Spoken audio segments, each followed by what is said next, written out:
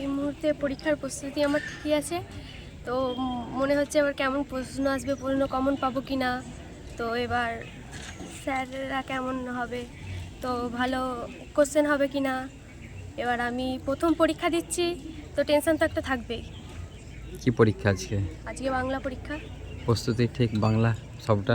হ্যাঁ, এবার কোশ্চেন কেমন আসবে সেটা নিয়ে একটু তার প্রবলেমের উপরে মধ্যে আছি, কেমন আসবে কি না। কোন স্কুলের ছাত্রী? খানাকুল কৃষ্ণবাবিনী, আর এরকম কোথায় সিট পড়েছে এটা? কুমোরহাট হাই স্কুল। কি নাম? অঙ্কিতা মালিক। এখন সাফল্য তো ছেলেরা আশা করি, তার সঙ্গে সঙ্গে যে সমস্ত পরীক্ষা দিচ্ছে সকলের সাফল্য আশা করি, কারণ এটা হচ্ছে তাদের জীবনের প্রথম ধাপ।